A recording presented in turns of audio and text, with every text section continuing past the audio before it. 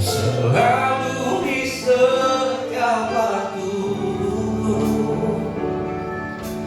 Tiada pernah berubah kasih-Mu. Karya terbesar dalam hidupku, pengorbananmu yang selamatkanku. Engkaulah yang tak ternilai, yang ku miliki dan ku hargai. Yesus, Engkau bukan tubi. Oh, kasih yang terindah, hati yang mulia, rajaku bukan di dalammu. Yesusku, ini pujian kami Tuhan, pujian dari hatiku, selalu di setiap waktu. Tiada pernah berubah kasih-Mu padaku. Sama-sama kita lagi beri depan Tuhan. Dalam hidupku, pengorbananmu yang selamatkanku. Engkaulah harta yang tak ternilai, yang ku miliki dan ku hargai. Yesus, Engkau bukan tubi.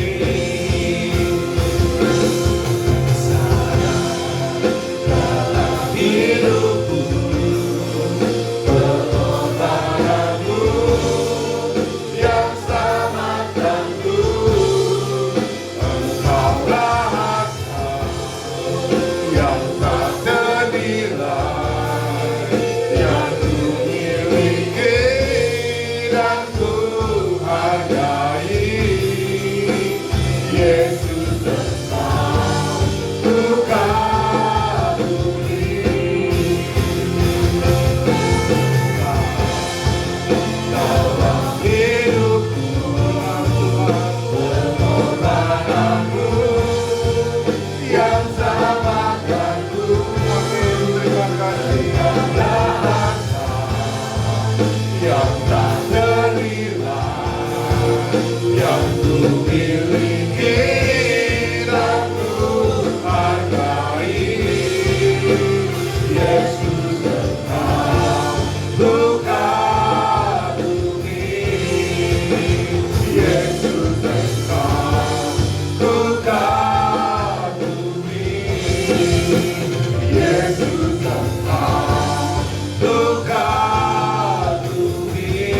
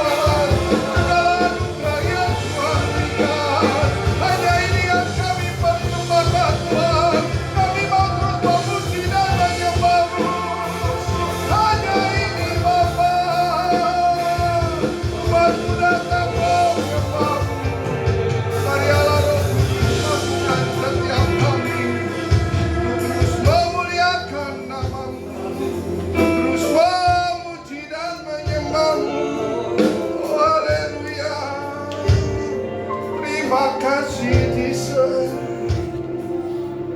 Sungguh tentunya kami mau mengucap syukur kepada-Mu Bapa. Kami mau terus bersyukur dan bersyukur dan bersyukur. Kami mau terus berterima kasih dan berterima kasih dan berterima kasih Bapa. Karena anugerah-Mu Tuhan, karena kematian dan kebangkitan-Mu Tuhan yang menyelamatkan setiap kami Bapa. Terima kasih Yesus. Terima kasih. Terima kasih Allah. Ini kami umat-Mu. Ini kami gereja-Mu Tuhan. Terus lawat setiap kami, terus urapi kami dengan urapan yang baru Tuhan. Berikan minyak yang baru dan anggur yang baru kepada setiap kami Bapa.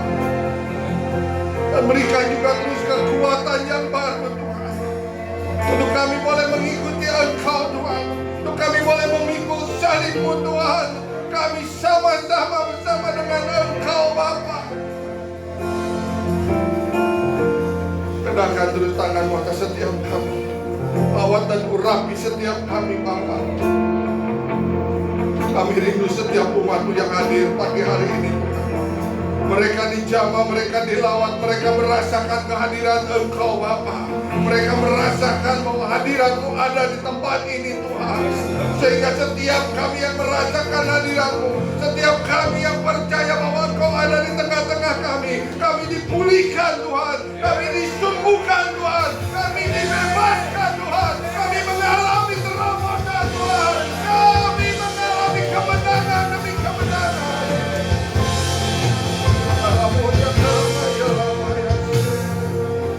Terima kasih Bapa. Terima kasih Bapa. Terima kasih. Hanya ini yang kami mau Tuhan. Kehadiran-Mu Tuhan terus menyertai setiap langkah kehidupan kami. Hanya ini Tuhan yang kami mau Tuhan. Kau ada bersama-sama dengan kami Bapa. Kami boleh Tuhan mendapatkan perkenanan untuk tinggal di dalam Engkau dan Engkau tinggal di dalam kami. Sehingga kami selalu melekat kepada Engkau Tuhan. Karena Engkau adalah sumber kehidupan kami. Engkau adalah sumber berkat kami. Engkau adalah sumber kesembuhan bagi segala sakit penyakit kami Bapa.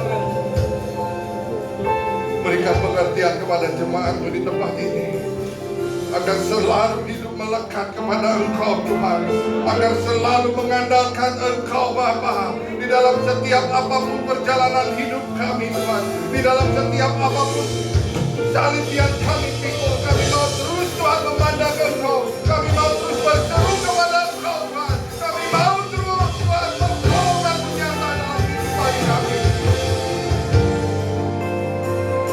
Bawa naik terus kerohanian kami Bapa, agar kami bisa merespon Tuhan segala sesuatunya dengan benar dan baik Bapa. Terima kasih Tuhan.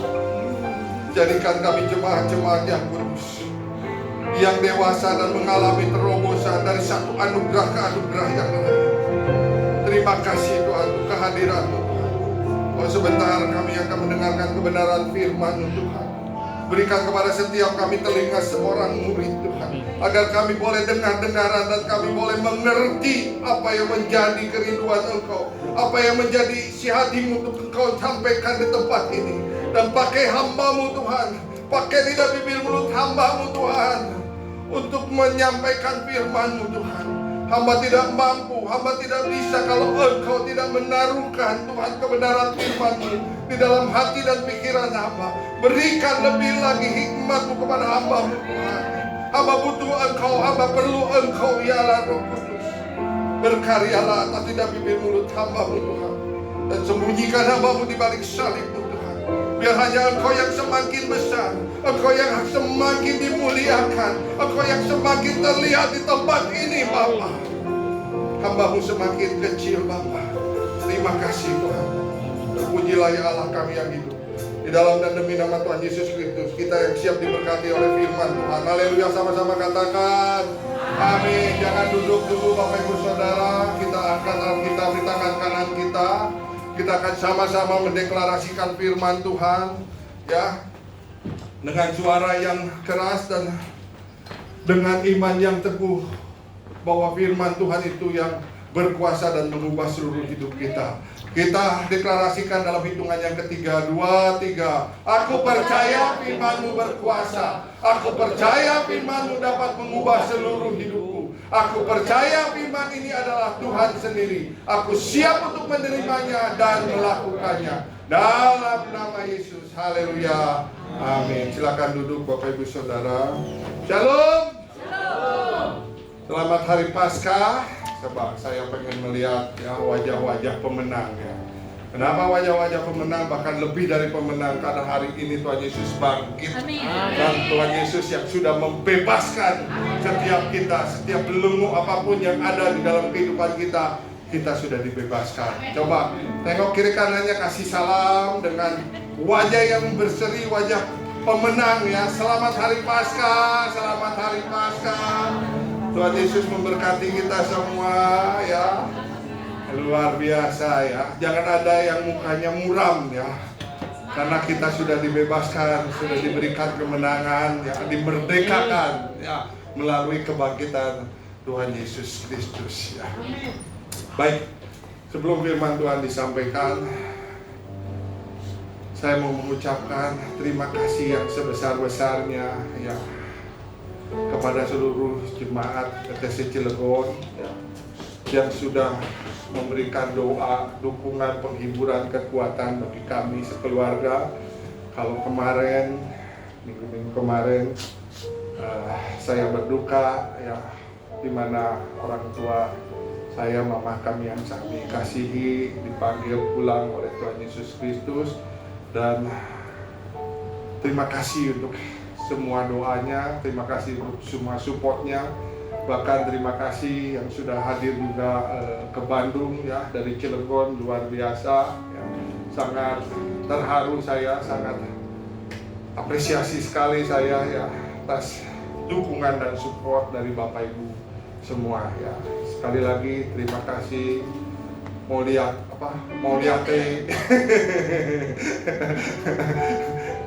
Terima kasih yang sebesar-besarnya ya. Oke, kita akan masuk di dalam kebenaran firman Tuhan ya. Firman Tuhan dari senior pastor kita ya, judulnya From the Door Post to the Heart ya. Kalau dalam bahasa Indonesianya yaitu dari pintu rumah ke pintu hati. Maksudnya apa sih dari pintu rumah ke pintu hati? Kalau kita baca di dalam Keluaran ya, ini kejadian di mana bangsa Israel dibebaskan dari segala penjajahan bangsa Mesir. Bahkan dibebaskan atau dilewatkan dari segala tulah yang ke-10 di mana anak-anak suruh mati ya saat itu ya. Tetapi setiap rumah-rumah atau pintu-pintu rumah bangsa Israel yang diberikan tanda dioleskan dengan darah domba, maka kematian itu terlewatkan ya. Inilah kenapa dikatakan dari pintu rumah ke pintu hati ya. Tetapi bangsa Israel yang tidak memiliki tanda darah di pintu rumahnya, mereka semuanya, firman Tuhan katakan, semua rumah mengalami kematian. Bahkan sampai binatang pun anak-anak sulungnya mati ya. Dan disitulah Firaun benar-benar memanggil Musa dan Harun untuk supaya bangsa Israel dibawa keluar dari Mesir. Bahkan kambing dombanya juga seluruhnya harus dibawa keluar. Bukan cuma itu, semua bangsa Mesir pun menyuruh segera bangsa Israel cepat keluar dari Mesir. Dia berpikir jangan-jangan nanti kalau dia bangsa Israel tidak keluar, jangan-jangan nanti semuanya bisa mati ya. Nah, inilah makna daripada dari pintu rumah ke pintu hati. Dan saat ini Tuhan Yesus sudah mati kemarin di hari Jumat Agung, dan hari ini Tuhan dibangkitkan ya. Ini juga sebagai pembebasan bagi semua umat manusia dari kutuk dosa.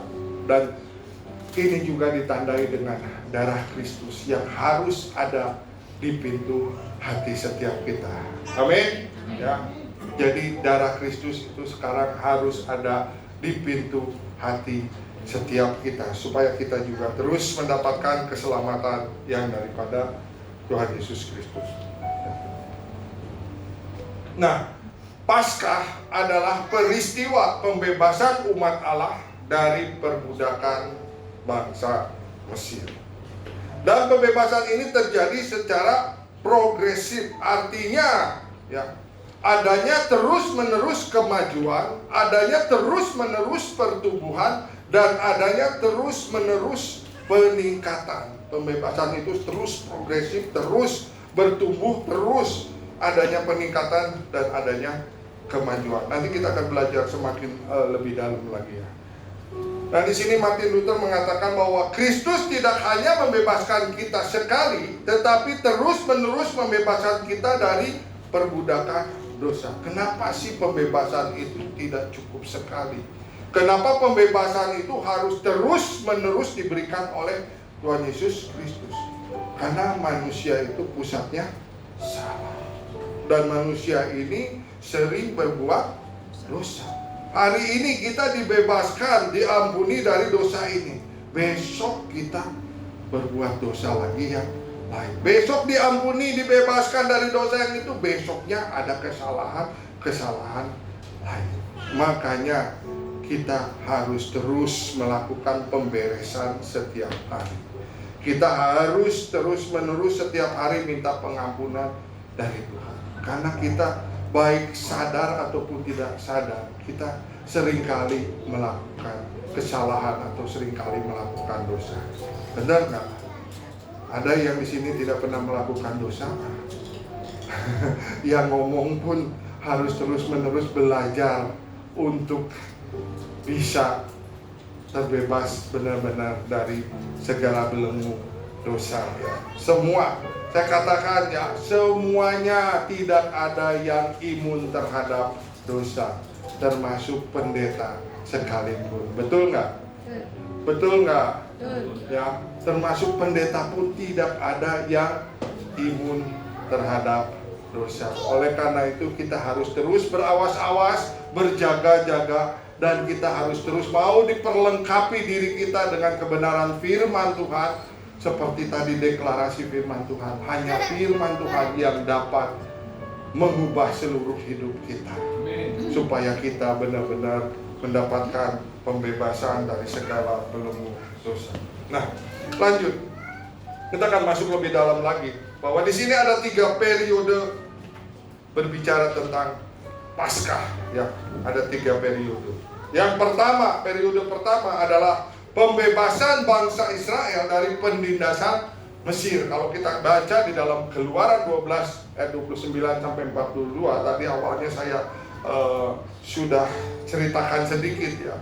Ini adalah berbicara tentang tulah yang ke-10 yang terjadi ya di bangsa Mesir saat itu, yang membuat kematian kepada seluruh anak-anak sulung bangsa Mesir, bahkan anak sulung binatang yang tidak memiliki tanda darah domba di pintunya. Dan ini yang membuat Firaun benar-benar setelah tulah yang ke-10 benar-benar dia menyerah dan benar-benar dia mengusir semua bangsa Israel keluar beserta seluruh kambing dombanya untuk masuk ke tanah perjanjian. Tadinya sebelumnya di tulah 1 banyak sekali Firaun yang beralasan boleh beribadah tapi yang wanita nggak boleh. Boleh beribadah tapi kambing dombanya tidak boleh dibawa. Itu terus berulang-ulang, bahkan seringkali dia mengingkari apa yang sudah dikatakan, sampai benar-benar Tuhan mencurahkan tulah yang ke-10 yang membuat kematian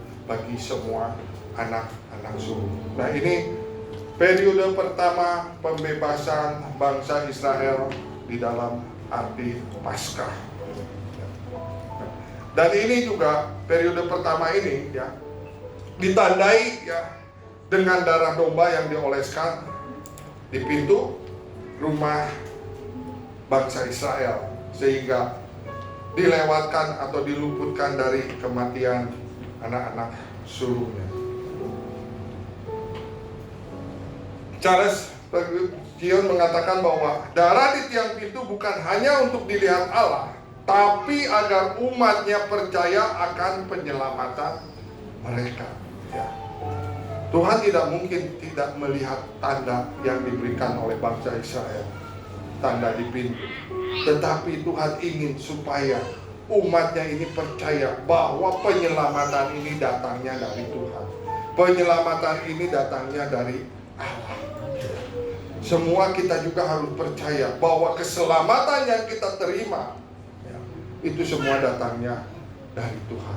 Ini semuanya anugerah, bukan hasil jerih payah atau usaha setiap kita.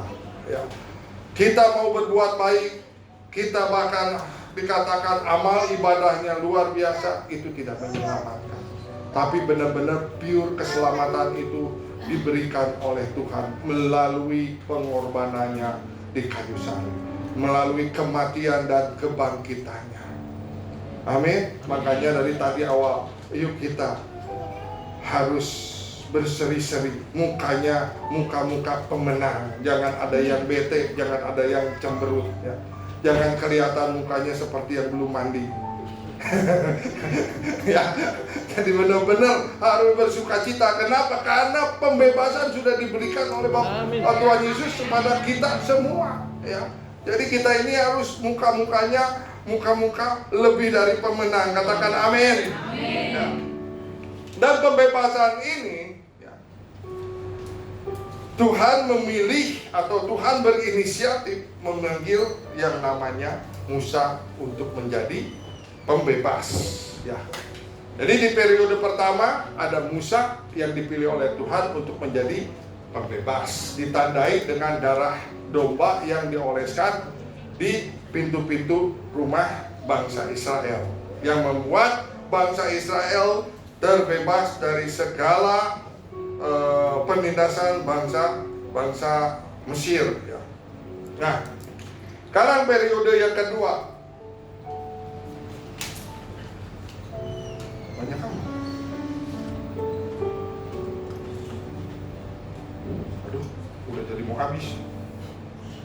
Tolong dibalikin.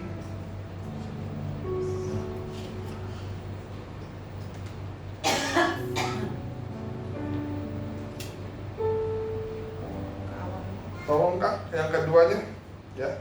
Periode yang kedua yaitu Bapa mengirim Yesus sebagai pembebas bagi dosa umat manusia. Ya, kalau kita baca di dalam Matius 28 ayat 1 sampai dengan ayat yang ke-10, melalui pengorbanan Tuhan Yesus Kristus, melalui kematian dan kebangkitan Tuhan Yesus Kristus, maka setiap umat manusia mendapatkan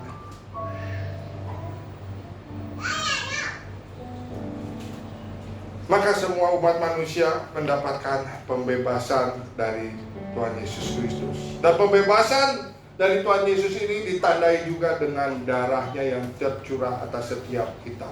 Makanya darah Tuhan Yesus itu harus selalu ada melekat di pintu hati kita. Jangan sampai luntur, apalagi jangan sampai hilang. Karena kalau sampai hilang, artinya kita akan masuk lagi ke dalam intimidasi atau ke dalam dosa-dosa yang sudah Tuhan bebaskan, ya. Darah di pintu hati kita harus terus tetap kita jaga supaya setiap kita mengalami pembebasan dari dosa umat manusia, ya. Tadi saya sudah katakan bahwa tidak ada satu orang pun yang imun terhadap dosa, ya. Walaupun kita sudah dibaptis, kita harus terus tetap berjaga-jaga. Amin. Ya, karena kita tidak tahu besok ada apa. Ya. Kita tidak tahu. Tetapi yang harus kita lakukan pada saat ada kejadian yang mendadak yang tidak kita pikirkan, kita harus punya respon yang baik sebagai anak-anak Tuhan, sebagai orang-orang yang sudah dibebaskan oleh Tuhan, sebagai umat-umat yang lebih dari pemenang. Responnya harus sesuai dengan kebenaran firman Tuhan. Jangan kesenggol sedikit, punya sumbu pendek, ya, langsung meledak, langsung ngamuk, ya. Artinya pembebasan dari Tuhan Yesus Kristus itu belum clear atas setiap kita. Amin. Ya. Tapi kalau kita tahu-tahu mendadak ada kesenggol sedikit, kita responnya baik. Ya, kita tetap berpikir lebih panjang, lebih jauh sebelum kita bertindak, sebelum kita berkata-kata. Kita pikirkan apa yang harus kita katakan kalau kita mengalami sesuatu yang mendadak yang kita tidak pikirkan. Ya, tetap kita merespon seperti Tuhan Yesus merespon dari segala aniaya, dari segala penderitaan yang dialaminya. Amin. Ya. Nah, Paskah kedua ini, ya, ini malaikat Tuhan yang turun dan menggulingkan batu, lalu terjadi gempa bumi, ya, sehingga boleh dilihat bahwa kuburnya sudah kosong. Ya. Di dalam Matius 28 ayat 2 dikatakan, maka terjadilah gempa bumi yang hebat sebab seorang malaikat Tuhan turun dari langit dan datang ke batu itu dan menggulingkannya lalu duduk di atasnya. Banyak yang menyaksikan, ya, bahwa kubur Tuhan Yesus kosong, dan sejarah juga mencatat. Jadi kalau ada yang mengatakan bahwa Tuhan Yesus tidak mati, Tuhan Yesus tidak bangkit, itu tidak punya data yang jelas. Tetapi Alkitab benar-benar mencatat, dan juga selain daripada Alkitab ada buku-buku sejarah yang mencatat bahwa kematian Tuhan Yesus dan kebangkitan itu benar-benar real dan benar-benar nyata. Ya, kalau tidak real maka sia-sialah kita beribadah, betul nggak? Ya. Kalau cuma istilahnya hoak, kalau bahasa sekarangnya, itu artinya kita benar-benar sia-sia percaya kepada Tuhan Yesus. Tetapi karena Alkitab mencatat dan buku-buku sejarah mencatat bahwa kematian dan kebangkitan Tuhan Yesus itu benar adanya, maka ibadah kita menjadi ibadah yang sejati. Ibadah kita benar-benar ibadah yang berkenan kepada Tuhan. Ya. Oleh karena itu, yuk kita juga pertahankan iman percaya kita kepada Tuhan. Amin. Jangan sampai luntur. Makanya darah yang ada di pintu hati kita ini harus tetap jelas, ya. Harus tandanya itu harus tetap ada. Nah, ini periode kedua, yaitu Tuhan Yesus yang dipilih oleh Tuhan untuk menjadi pembebas dan ditandai dengan darahnya yang tercurah atas setiap kita melalui pengorbanannya di kayu salib. Nah, sekarang apa sih dampak atau hasil dari pengorbanan Tuhan Yesus Kristus? Dampak atau hasilnya yaitu kita dibebaskan dari belenggu dosa karena korban Yesus di kayu salib, dan kita menerima hidup yang kekal. Katakan wow. Kita memperoleh hidup yang kekal, ya, yang percaya bahwa kita sudah dibebaskan dari segala belenggu Tuhan dosa karena pengorbanan Tuhan Yesus Kristus, maka kita mendapatkan hidup yang kekal. Di dalam Roma 5 ayat 8 sampai dengan ayat yang ke-9 dikatakan, tetapi Allah menunjukkan kasih-Nya kepada kita oleh karena Kristus telah mati untuk kita ketika kita masih berdosa. Lebih-lebih karena kita sekarang telah dibenarkan oleh darah-Nya, kita pasti akan diselamatkan dari murka Allah. Dengan jelas firman Tuhan mengatakan bahwa karena kasih-Nya yang begitu besar kepada setiap kita, ya, Tuhan sudah mati dan membebaskan kita dari segala dosa-dosa setiap kita. Jangan kita berpikir, aduh saya ini orang yang gak benar, saya ini orang yang brengsek, bahkan saya ini sampah masyarakat. Mana mungkin Tuhan bisa memberikan pengampunan dan pembebasan kepada setiap kita. Jangan berpikir seperti itu. Tuhan tidak melihat masa lalu kita. Amin. Katakan bersama-sama dengan saya, Tuhan tidak melihat masa lalu kita, tetapi Tuhan melihat masa depan kita. Kalau kita bertobat, kita memohon ampun, saat itu juga Tuhan memberikan anugerah-Nya, memberikan kasih-Nya untuk mengampuni setiap kita. Semerah apapun dosa kita, Tuhan masih mampu menguduskan, menyucikan setiap kita. Yang harus kita kerjakan apa? Masa depan kita harus tetap ada dan tinggal di dalam Tuhan Yesus Kristus. Tetap percaya bahwa Tuhan Yesus Kristus adalah Tuhan satu-satunya dan Juru Selamat setiap kita. Ya. Dan ini dampak atau hasil dari pengorbanan Tuhan Yesus Kristus, kita benar-benar sudah dibebaskan dari belenggu dosa dan kita menerima hidup yang kekal.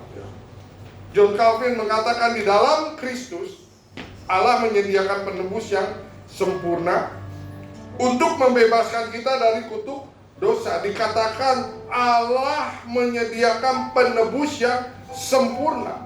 Sempurna itu artinya tidak perlu lagi ada tambahan, tidak perlu lagi ada pengurangan. Karena sudah sempurna, di mana kita tinggal di dalam Tuhan Yesus Kristus. Pengampunan, pembebasannya benar-benar sempurna bagi setiap kita.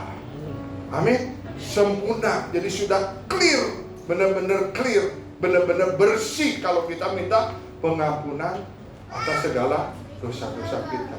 Tetapi jangan kita berbuat dosa lagi. Ya. Makanya ada cerita di dalam firman Tuhan pada saat orang-orang Farisi, ada ahli-ahli Taurat membawa seorang perempuan melacur kepada Tuhan Yesus. Ini wanita berdosa, hukumlah dia dengan hukuman zaman dulu, yaitu dirajam dengan batu sampai mati. Lalu apa yang Tuhan katakan kepada orang-orang Farisi?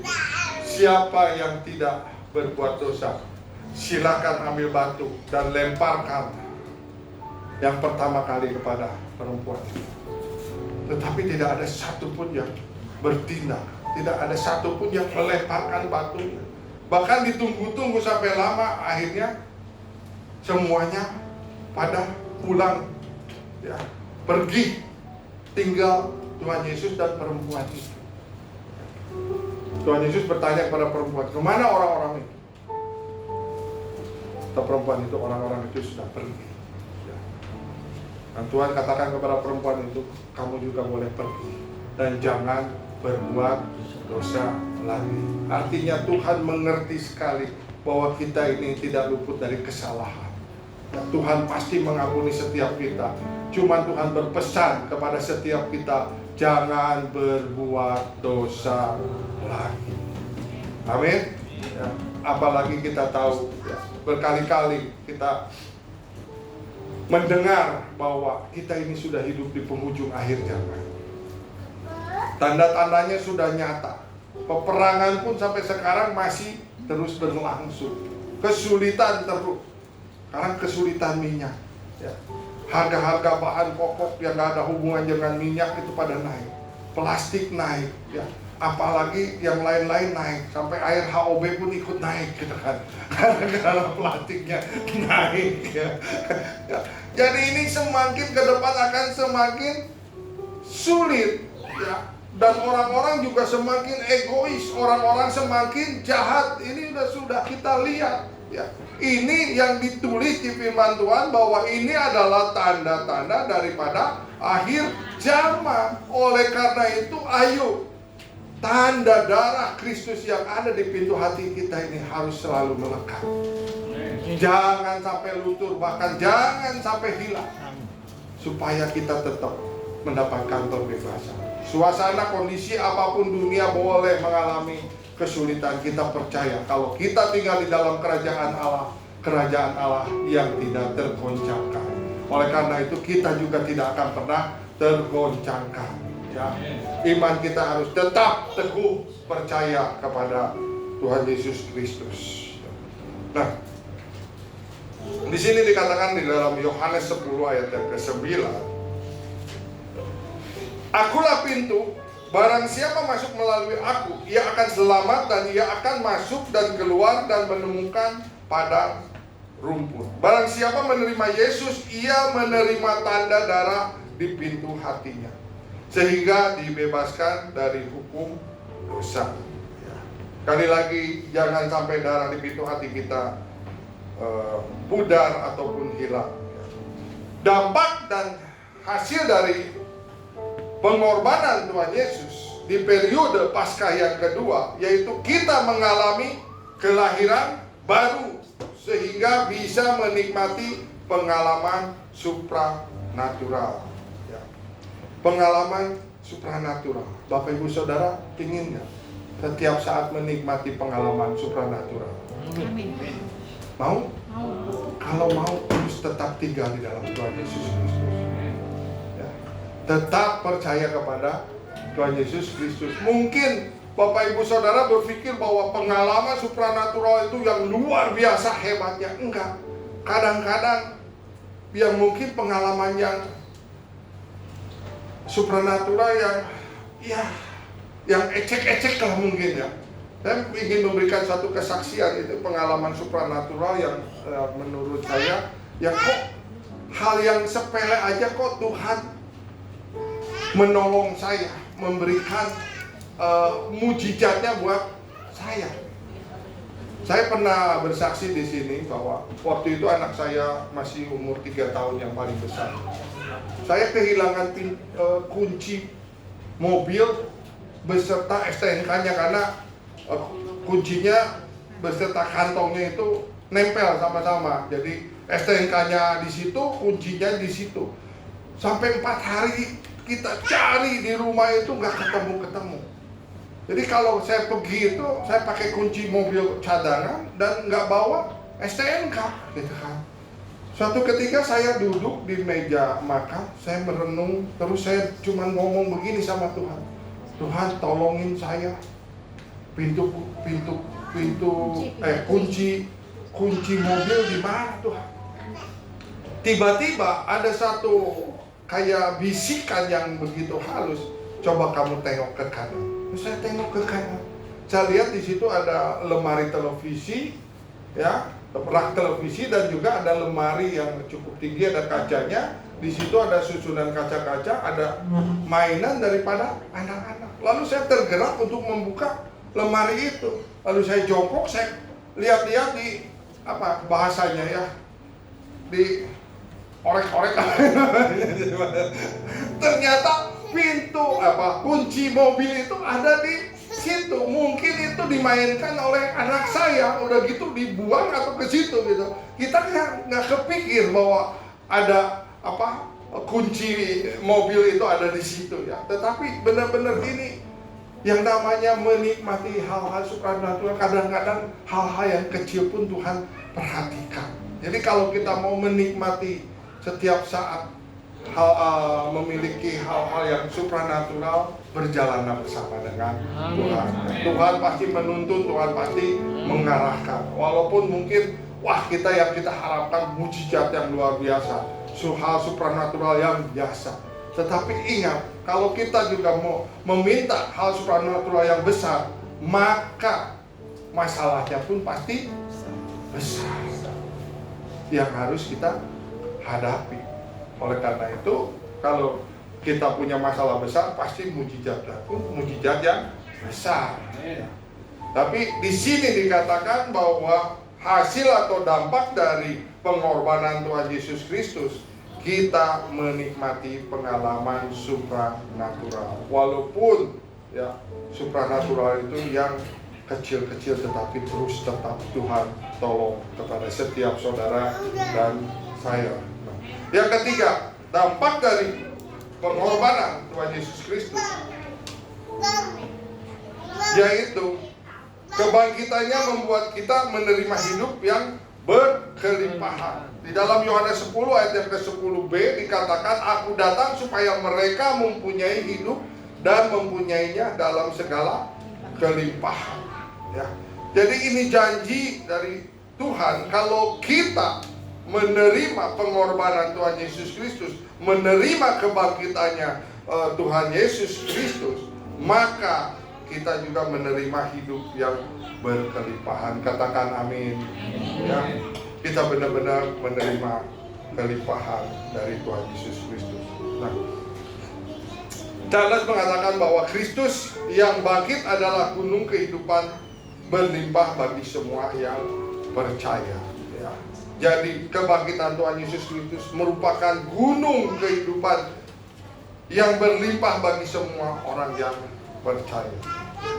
Sekarang kita masuk di dalam periode yang ketiga. Ya.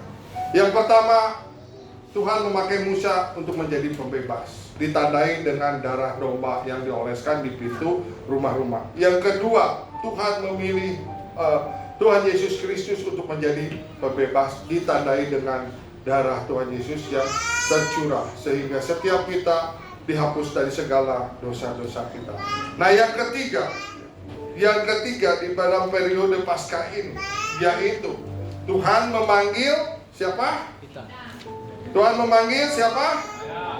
Memanggil saya. Katakan dengan keras, Tuhan memanggil saya menjadi pembebas. Kalau kita tahu ya di periode kedua bahwa Yesus Kristus sudah membebaskan saudara dan saya, sekarang saatnya saudara dan saya juga dipanggil oleh Tuhan untuk menjadi pembebas. Amin. Ya. Kalau kita diberkati, maka kita juga harus menjadi saluran berkat. Kalau kita dibebaskan, kita juga harus menjadi pembebas. Ya. Jangan kita keep sendiri atau kita pegang sendiri kebebasan yang Tuhan sudah berikan kepada setiap kita. Apalagi ini adalah tahun amanat agung. Kita harus menjadi saksi, kita harus menjadi contoh, kita harus menjadi teladan, supaya dunia melihat siapa kita ini. Siapa kita yang mengikuti Tuhan Yesus Kristus. Dengan karakter kita, dengan cara berpikir kita, dengan cara berbicara kita, kita menunjukkan bahwa kita ini adalah anak-anak Allah. Anak-anak yang sudah dimenangkan, anak-anak yang sudah dibebaskan oleh darah Kristus. Ya, makanya kita harus menjadi pembebas, karena memang Tuhan sudah memanggil setiap kita untuk menjadi pembebas. Saya ingin baca bersama-sama, ini firman Tuhan yang luar biasa di dalam Galatia 5 ayat yang ke-13. Ayo kita buka semua Alkitabnya. Galatia 5 ayat yang ke-13 ya. Sudah ketemu? Baru Pak Suryo doang, jangan amin. Galatia 5 ayat yang ke-13 ya, kita akan baca dengan suara keras dalam hitungan yang ketiga, 2, 3. Saudara-saudara, memang kamu telah dipanggil untuk merdeka, tetapi janganlah kamu mempergunakan kemerdekaan itu sebagai kesempatan untuk kehidupan dalam dosa. Melainkan Layanilah seorang akan yang lain oleh kasih. saudara dan saya sudah dipanggil untuk merdeka, tetapi janganlah kamu menggunakan kemerdekaan itu sebagai kesempatan untuk kehidupan dalam dosa. Ya. Sudah dimerdekakan, berbuat dosa lagi. Sudah dibebaskan, berbuat dosa lagi. Sudah diampuni, berbuat dosa lagi. Maka itu disebut apa namanya? Tobat terus kumat. Tobat terus kumat. Namanya tomat. Ya. Tetapi kita harus melayani seorang akan yang lain oleh kasih. Ya. Saya pesan kepada semua ketua-ketua Kersel, layanilah anggota-anggota Kersel yang satu dengan yang lain dengan kasih. Perhatikanlah, doakanlah, kuatkanlah, hiburkanlah. Ya. Makanya ketua-ketua Kersel itu harus benar-benar mengupgrade dirinya untuk menjadi pemimpin yang dewasa di dalam kerohaniannya, sehingga responnya pun baik dan bisa melayani seorang dengan yang lain oleh karena kasih kepada Tuhan Yesus Kristus. Satu lagi firman Tuhan, saya ingin sama-sama baca 1 Petrus 4 ayat yang ke-10. Ayo buka semuanya ya, baca lebih keras lagi. Tadi baru sebagian yang baca. Sekarang saya ingin semuanya membaca 1 Petrus 4 ayat yang ke-10. Sudah ketemu Bapak Ibu Saudara? Amin. 1, 2, 3. Layanilah seorang akan yang lain sesuai dengan karunia yang Tuhan berikan kepada tiap orang sebagai baik dan berasal dari kasih Allah. Layanilah seorang akan yang lain sesuai dengan karunia. Tuhan tidak menuntut kita yang tidak bisa. Kalau Tuhan tuntut berarti Tuhan sudah membekali kita. Kalau Tuhan menuntut, artinya Tuhan sudah memperlengkapi setiap kita, sehingga kita bisa mengerjakannya sesuai dengan karunia yang telah diperoleh tiap-tiap orang sebagai pengurus yang baik dari kasih karunia Allah. Pengurus jangan berbicara, oh ada pengerja, oh ada pendeta. Tetapi di dalam periode yang ketiga Paskah ini, Tuhan sudah memanggil saudara dan saya untuk menjadi pembebas. Saudara dan saya semuanya adalah pengurus-pengurus yang Tuhan pilih. Amin. Ya. Jadi jangan mengandalkan pengerja, mengandalkan pendeta. tetapi kita semua, saya yang sudah dipanggil oleh Tuhan, bahkan dipilih Tuhan untuk menjadi pembebas, karena kita yang sudah dibebaskan oleh Tuhan Yesus Kristus melalui kebangkitan. Amin. Jadi periode ketiga ini adalah tugas saudara dan saya untuk menjadi pembebas. Ya. John Stott mengatakan kita dipanggil untuk memantulkan Kristus dengan membawa kebebasan bagi mereka yang terikat dosa dan kegelapan. Kita sudah dipanggil oleh Tuhan Yesus Kristus untuk menjadi pembebas di dalam periode Paskah yang ketiganya. Oleh karena itu, janganlah kita mengeraskan hati. Ayo katakan, jangan mengeraskan hati. Suaranya dengan kencang, jangan mengeraskan hati. Kenapa? Karena Yesus mengetuk pintu hati saudara dan saya. Di dalam Wahyu 3 ayat yang ke-20 dikatakan, lihat, aku berdiri di muka pintu dan mengetuk. Jika ada orang yang mendengar suaraku dan membuka pintu, aku akan masuk mendapatkannya dan aku makan bersama-sama dengan dia dan ia bersama-sama dengan aku. Tuhan saat ini mengetuk pintu hati Bapak Ibu Saudara. Jangan ada yang mengeraskan hati, jangan ada yang menolak. Saya sibuk, saya tidak bisa, dengan banyak macam alasan.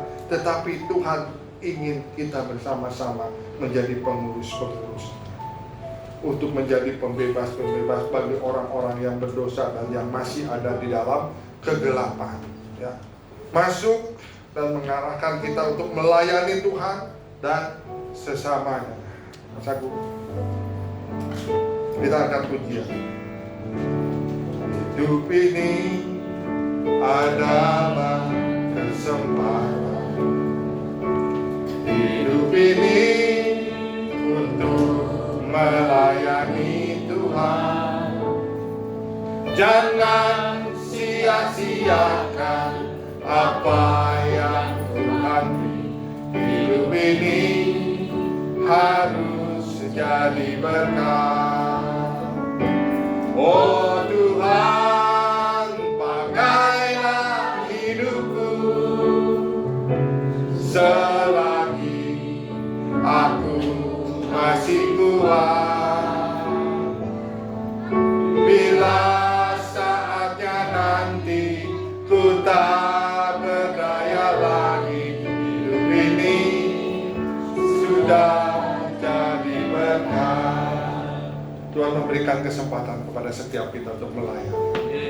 Selagi kita masih kuat, ayo pergunakan kesempatan ini untuk melayani. Saya ingin memberikan kesaksian sedikit. Mungkin beberapa tahun ke belakang ini mama saya sudah tidak bisa melayani Tuhan. Tetapi sebelum-sebelumnya mama saya adalah seorang pendoa. Ya, bahkan kemarin di pemakaman, pendeta yang melayani berkata dia satu grup dengan mama saya. Setiap hari Selasa kalau nggak salah kemarin, pendeta ini jemput mama saya untuk kunjungan ke rumah sakit, ke orang-orang gitu ya, yang butuh didoakan sama-sama bertahun-tahun. Bahkan salah satu orang yang didoakannya adalah yang sedang berdiri di depan Bapak Ibu Saudara. Kakak saya yang perempuan mengatakan, 20 tahun mama mendoakan kamu. Hah? Saya bilang, saya enggak. Karena saya waktu itu masih ada di dunia persilatan gitu ya. Saya nggak ngerti gitu. Tapi kakak saya yang perempuan katakan 20 tahun mama mengandalkan lututnya untuk berdoa buat saya. Dan di dalam Tuhan tidak ada yang sia-sia. Amin. Tanpa saya sadari saya diubahkan oleh Tuhan. Tanpa saya sadari ternyata Tuhan mau pakai saya untuk melayani tempat ini. Kali lagi saya ini tidak punya cita-cita untuk menjadi hamba Tuhan. Tidak punya cita-cita untuk menjadi pendeta. Tidak ada potongan, tidak ada jahitan. Ya. Tetapi karena lutut mama saya yang terus-menerus berdoa mengetuk pintu hati Tuhan untuk supaya saya diubahkan. Dan puji Tuhan, hari ini saya bisa berdiri di depan untuk melayani Tuhan. Ini karena doa daripada mama saya. Makanya saya tuh beberapa kali berkata ya, kalau seorang istri, seorang wanita yang berdoa mengerang kepada Tuhan, Tuhan pasti kabulkan. Apapun, seberat apapun masalahnya, seberat apapun persoalannya, kalau seorang perempuan, seorang istri berdoa, maka Tuhan pasti kabulkan. Hana mengerang, berdoa, meminta anak, maka keluarlah seorang nabi yang memberkati dua raja bangsa Israel yang besar. Siapa? Esther berdoa satu bangsa Israel diselamatkan. Makanya yuk para wanita, para ibu-ibu, berdoalah, mengeranglah. Kenapa para ibu-ibu dan wanita dikatakan sebagai tiang doa? Karena memang Tuhan mau pakai ibu-ibu untuk menjadi tiang doa. Seberat apapun persoalan di dalam keluarga, di dalam mungkin pekerjaan suaminya, apa? Kalau seorang wanita, seorang istri yang mengerang kepada Tuhan, Tuhan pasti mendengar dan mengabulkan doa. Amin. Oleh karena itu, yuk ibu-ibu jadilah tiang doa di dalam keluarganya masing-masing. Jangan ada yang malas berdoa. Ya. Contohnya mama saya. Ya. Makanya mama saya menjadi teladan buat saya. Sampai akhir hayatnya tetap berseru kepada Tuhan Yesus Kristus, tetap mau mengakui Yesus sebagai Tuhan dan Juru Selamat. Ya. Amin. Slide yang terakhir saya undang WL singer dan pemain musik untuk ke depan. Kita akan masuk di dalam perjamuan kudus.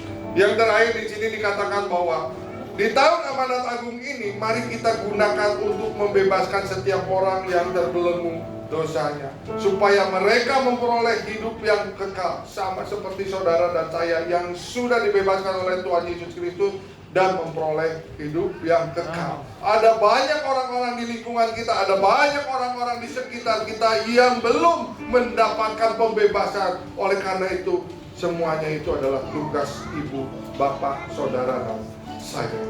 Tugas kita semua untuk menjadi pembebas. Karena di Paskah, di periode ketiga, Tuhan yang sudah memanggil, Tuhan yang sudah memilih saudara dan saya untuk menjadi pembebas. Amin. Kita akan masuk di dalam perjamuan kudus. Perjamuan kudus ini diperuntukkan kepada setiap kita yang sudah dibaptis. Anak-anak yang di bawah 12 tahun tidak diperkenankan untuk mengambil perjamuan kudus. Tetapi kalau ada di antara kita yang sudah di atas 12 tahun belum dibaptis, asal percaya boleh mengambil perjamuan kudus ini.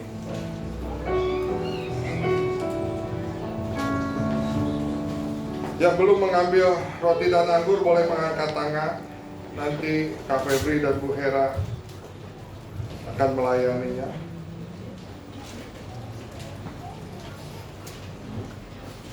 Kita angkat pujian sebelum masuk dalam perjamuan kudus.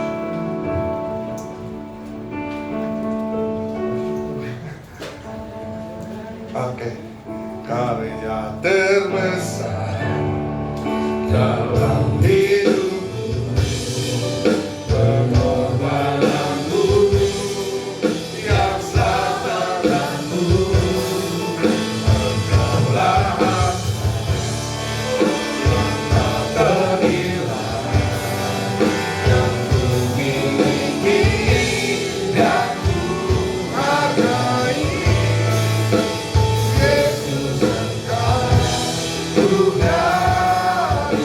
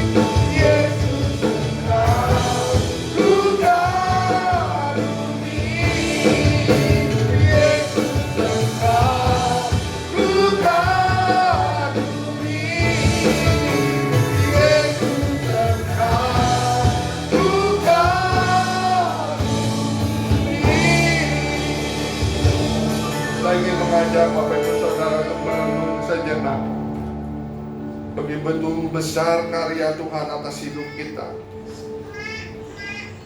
Begitu besar pengorbanannya atas setiap kita. Kita tidak mampu membalasnya. Tetapi dengan ketaatan, dengan kesetiaan, itu cukup untuk kita bisa menyenangkan dan menyukakan hati Tuhan. Oleh karena itu mari kita bersyukur. Kita yang sudah dibebaskan oleh darah Kristus.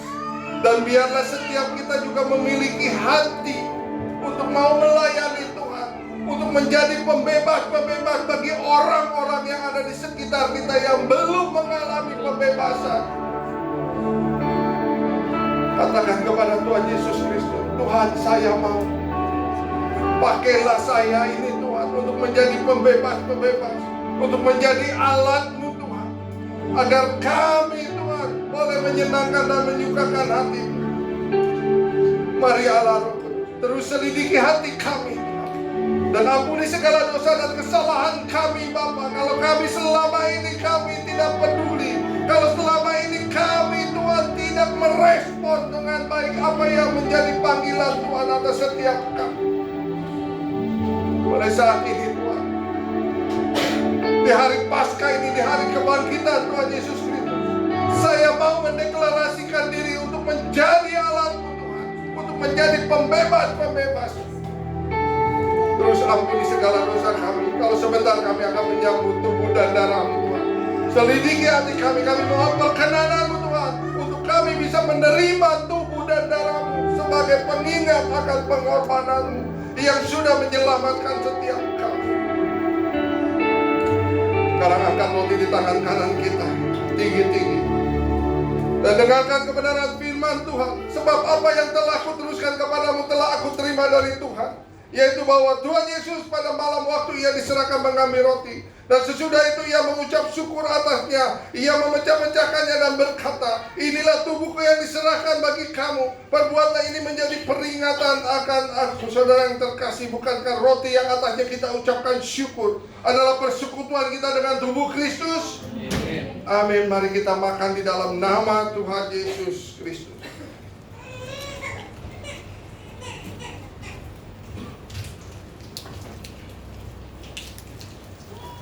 Sekarang kita angkat cawan di tangan kanan kita tinggi-tinggi dan kembali dengarkan firman Tuhan. Demikian juga Ia mengambil cawan sesudah makan lalu berkata, cawan ini adalah perjanjian baru yang dimeteraikan oleh darahku. Perbuatlah ini setiap kali kamu meminumnya menjadi peringatan akan aku. Saudara yang terkasih, bukankah cawan yang atasnya kita ucapkan syukur adalah persekutuan kita dengan darah Kristus?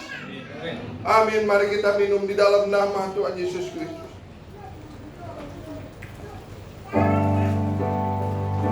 Angkat kedua tangan kita. Sungguh-sungguh katakan terima kasih. Terima kasih. Terima kasih. Terima kasih Yesus. Terima kasih Tuhan. Terima kasih Tuhan anugerah. Terima kasih Tuhan keselamatan. Terima kasih. Terima kasih. Terima kasih.